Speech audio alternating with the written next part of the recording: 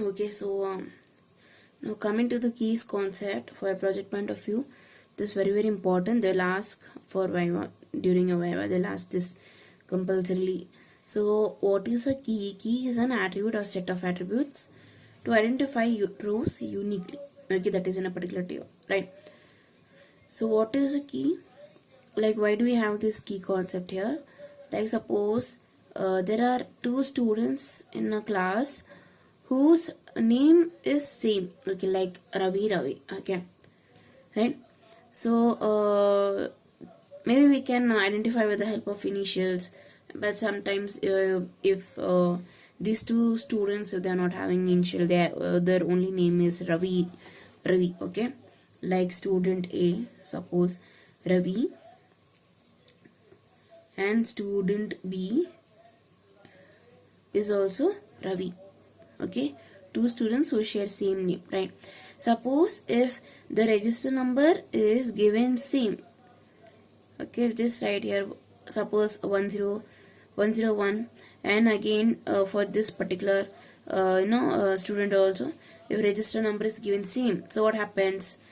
So the Ravi which has to be identified by where the principal will not be the one, okay, right? So suppose if the principal calls a particular Ravi, so there'll be a confusion, right? Which Ravi we need, he has to he wants to meet, right? So there'll be a lot of confusion, right?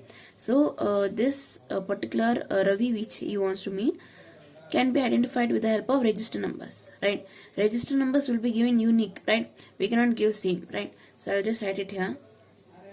So register number, when it is given unique register numbers for particular, for all the students, sorry, okay, for all the students, for every student, register number will be unique, right? Unique means different, right? So with the help of this register number, it will be very easy to identify, right? Yeah. So that is why this key concept is very important in dbms.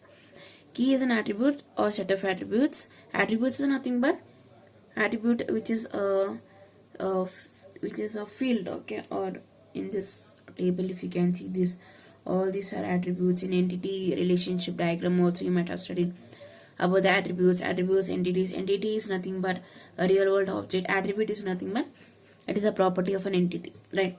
So suppose entity example for entity is student, right?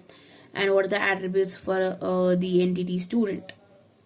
Like age, roll number, then which class, and all these things are attributes, okay? Attributes is nothing but properties of an entity, which is nothing but characteristics of an entity, characteristics of the student, that is, right? So attribute is nothing but your columns. These are the attributes in this example if you can see, right? EMP ID, EMP name, EMP Aadhaar, EMP salary, EMP contact are the attributes, okay, of a particular entity. Employee, I'll just write it here, okay, employee is an entity here, okay, and these are the attributes. Employee is also a relation. Relation is nothing but so first of all, what is a table? Table is nothing but intersection of rows and columns, okay. So what is a relationship? Sorry, relation, okay. So what is the relation in dbms concept? We have a relation which is like, which is similar to tables. Actually, another word for table we use in dbms is relation, okay. So what is relation? Relation is nothing but information or a set of data that are represented in the form of rows, okay, and columns, okay. So I hope you're getting my point now. So now every row has a unique attributes, okay, which is nothing but the key here. This is the key attribute here. You might have studied in your entity diagram also about key attributes. Key attributes which are used for identifying the rows uniquely, okay.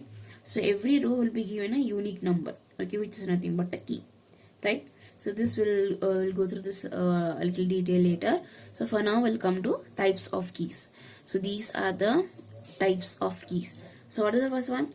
super key. Okay, super key, candidate key, primary key, foreign key, unique key, composite key, and alternate key. Now coming to super key. So here is the super key. So what is a super key? What is the definition says? It is an attribute or set of attributes that identify the rows uniquely. Okay. So again, a definition here is little similar. Okay. The only thing you have to understand is super key. It can be a single attribute or a set of attributes. Okay. For identifying the rows uniquely. Right. So example for super key, you have to explain all these things when the external asks. Okay.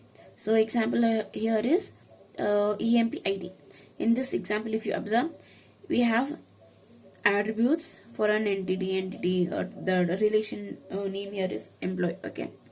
So EMP ID, EMP name, EMP other, EMP salary, EMP contact. Okay. So these are the attributes here we have. Okay. In this table. So now EMP ID, with the help of EMP ID, it is easy to identify the rows uniquely, because for every employees EMP ID is given different. Okay. So and this you have to keep in mind then.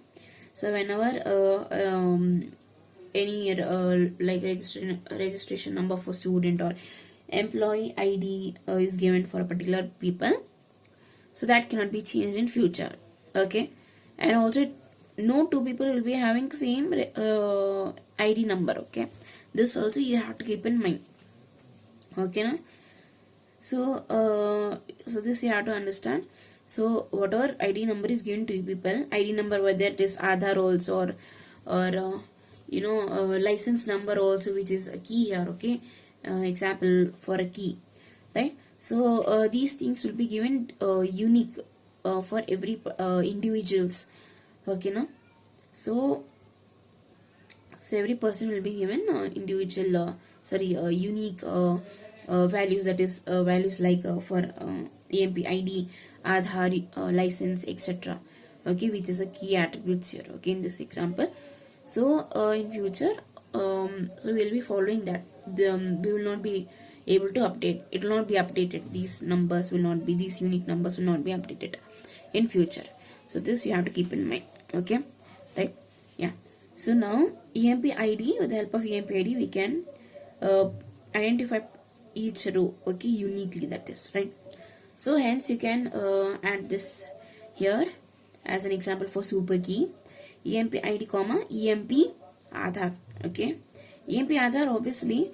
So why I am not considering this is EMP name, is because EMP name alone, with the help of this EMP name alone, we cannot identify the person, because two or more people can have same can share same name. Okay, right? So we cannot this we cannot consider as a super key alone. And then next, if you go to this EMP Aadhaar also is given different different other number is given to every individual, right? So this is a super key here, right? Key or a super key. So I will consider this. Okay, so here I have already considered EMP Aadhaar. Next, EMP ID, when combined with EMP name, it is possible to identify people. Okay, right? So hence as a set, I have given here EMP ID comma EMP name within brackets, right?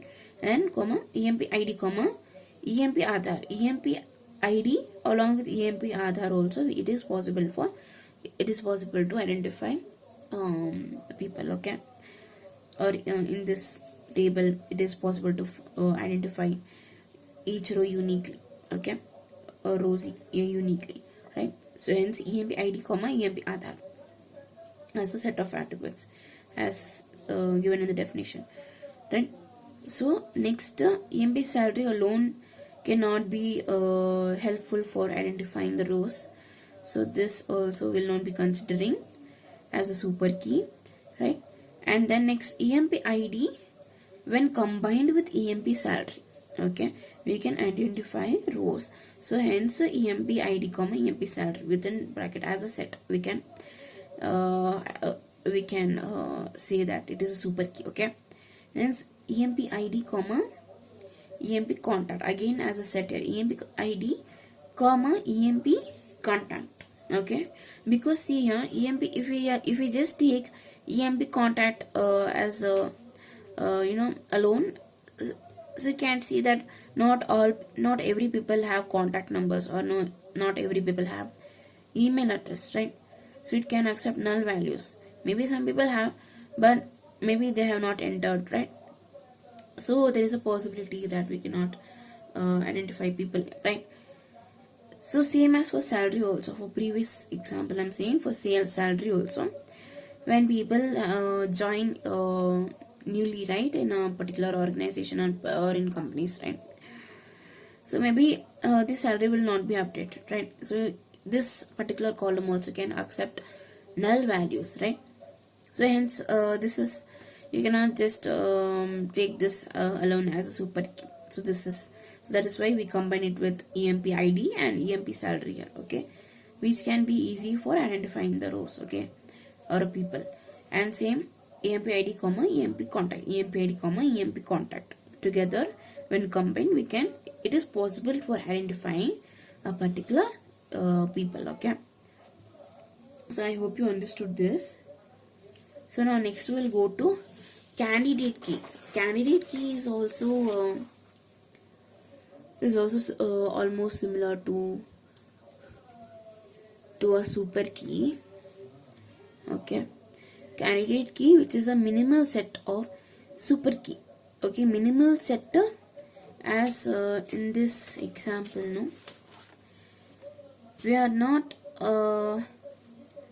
taking attributes which are common here. I mean, just we will repeat emp id, emp id and emp Aadhaar, because if you see here in this super key, here also we have emp id. Okay, so we cannot consider this, and we cannot, and also along with this, as it is a set, so we cannot consider this also. And then here also it contains emp id, emp id, emp id, right? So only minimal set of super key we will be considering as a candidate key. Candidate key can be more than one keys here. Okay, so which is emp id and emp Aadhaar are the candidate keys. Okay, so this is the minimal set of super key, which is candidate key. And next, if we go with the primary key, so what is the primary key here? Primary key is very important, they'll ask this. So any key from candidate keys is nothing but the primary key. Any key which will be like the most like there will be more than one keys, right? Like emp id, emp Aadhaar, emp license also, if there is in the table. Okay, so in a particular database, right? So any one of them will be the primary key. Okay, so any one of them will be the primary key. And also it should not be null, not null, because this is very important. Okay, so primary key like emp id, emp Aadhaar and all. So if it accepts null values, so what happens is so obviously it will be very difficult to identify or to find the people, right? So just as in previous example I have said, if more than two or more people have who share same name, right? So it will be very confusing, right? So there will be a lot of confusions, and it'll not help us to identify who is who, right? So this is like compulsory. Okay, so if you have studied about constraints, right, not null constraint and also unique constraint, you might have seen this one formula you use, not null plus unique. If you see this also is fine. Okay, it is a combination of not null constraint and unique constraint. Okay, so this is also like another definition you can tell. So primary key should not accept null, that is, it should not accept null. Okay, and it should be unique. No two or more people should share same primary key, same that is like, for example, this EMP ID and EMP Aadhaar. For every individual it will be different. It has to be different actually. It should not, no two or more people should have same EMP ID and same EMP Aadhaar. If it is license number also, no two or more people should share same license number. Okay, so it should be unique. So hence it is a combination of not null constraint and unique constraint. Okay, so this you can tell this. This is also fine. And then next we'll go to the alternate key. Now what do you mean by alternate key? Now among the primary keys, except the primary key, like there will be more than keys in a particular table, like EMP ID, EMP Aadhaar, etc. Right? So except the primary key like example EMP ID will be the primary key, right? Except this EMP ID, except this key attribute, all others are alternate keys. Okay, so I'll just show you one example. Except the primary key in a set of candidate key, that is, okay, in a set of candidate key already we have seen is known as alternate key. Okay, candidate key that is which can be more than one keys, right?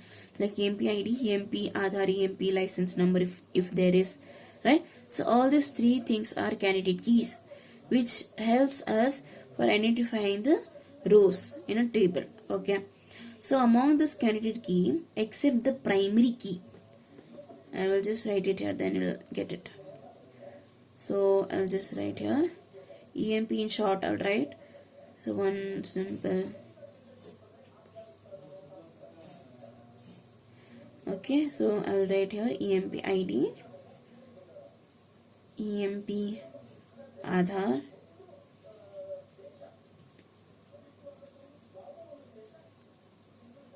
okay, and then like license number or PAN number, all these things. Okay, even PAN number, like if you see PAN number also is given uniquely for every individual, right? So and also like EMP name and all, age, all those things you can include. For now I have just include since there is very shortage of place here. So suppose these three are candidate keys as we have seen. Okay, candidate keys which can be more than one. Okay, EMP ID, EMP Aadhaar, license number, PAN number, like that. If I have added PAN number, then it will be 4 keys. Okay, 4 candidate keys. Okay, so for now here it is 3 candidate keys, right? So now among this candidate key, one will be the primary key. Okay, that is EMP ID will be the primary key. And then except this primary key, except this means this two will be the alternate key. Okay, so I hope you're getting my point, right? So like alternate solutions, like that we see, so these are the alternate keys. Okay, if suppose if one, like generally if I say we are working on something, so we will be planning like we'll be having a plan A, plan B, plan C, right? So suppose if plan B doesn't work out, we'll go to the other alternative, that is plan B, plan C, right? Same like that. Okay, so concept is same. So except the primary key, other keys are the alternate keys. Okay, so what is a unique key? Unique key similar to okay, so there is some mistake here. So this is not the one.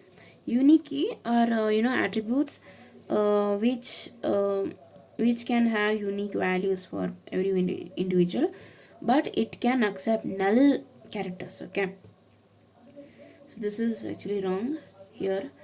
Okay, so it is a key attribute which has unique values for every individual, but it will accept null characters. Okay, so example here if we see EMP contact will be different for all. Okay, so it will be different for all, but it can have null characters because most of them have contact numbers, but some people don't have contact numbers.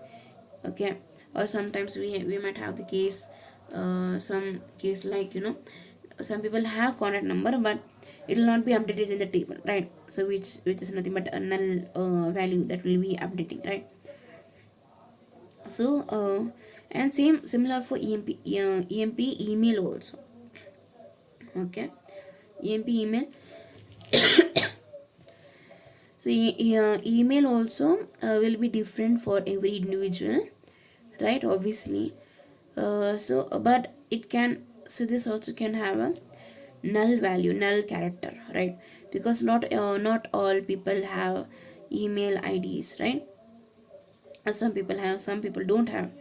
If and also here also same, sometimes there will be a case that um, they have, but it will not be updated, right? So the in the table, in a particular table, it will be null. Okay, means it will be empty, that is nothing but, right? So now next one is foreign key. What do you mean by foreign key? Foreign key used to relate one table with another table. Very simple. Okay. So I'll just explain with this example, then you'll get to know. So here is one table. Right here EMP, and this is department table.